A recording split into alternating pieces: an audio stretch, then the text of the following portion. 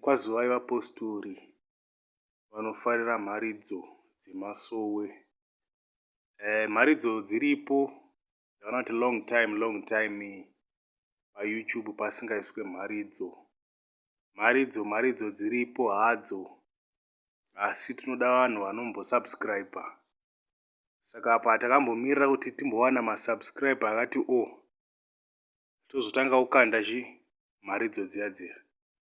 Saka kana muchiziva kuti hamusati masubscribe, subscribe.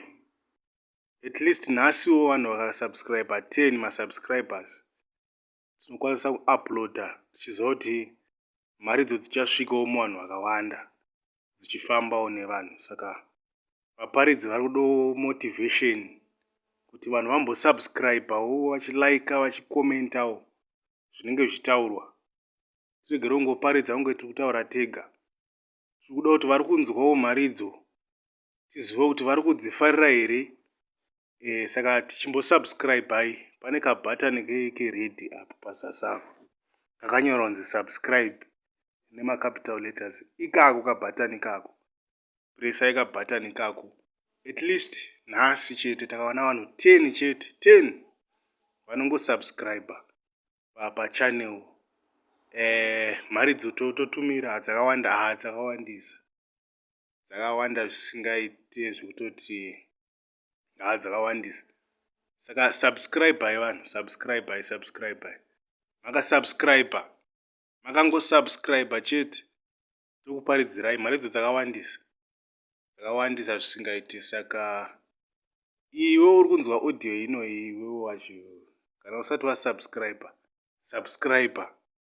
Wakasasubscribe manje mharidzo hatiise, because tichida kuisa mharidzo kuvanhu vakawanda waiza kuti zvinyatsosvika kuvanhu vakasiyana, vari kuLondon, vari kuZimbabwe, vari kuSouth Africa, vari kuZambia. Vanhu vanofanira kuita sei? Tofanira kudzidza takawanda kuitira kuti chinamato ichi ndechevanhu vakawanda. Saka chinofanira kudzidzwa nevanhu vakawanda kuti vanhu vakurumidza vaita sei? Vadzidza. Vadzidzo vaya vanonodzidzisawo vamwe vadzidziswa vaya vanodzidzisa vamwe. Saka tiri kuda masubscribers ndovatiri kuda. Toda masubscribers. Subscribe izvezvi. Iyi haisi mharidzo yandiri kutaura, ndiri kungoti vanhu ngavasubscribe.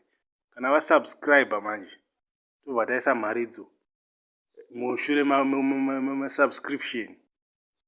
Saka subscribe vanhu, subscribe. Ukaona watadza kusubscribe after this handizivi kuti unongoda kuita sei, because ndataurisa subscribe ndonyaya ingoripo chete nhasi handina mharidzo yakawanda. Mharidzo ingoripo ndeyekungoti subscribe.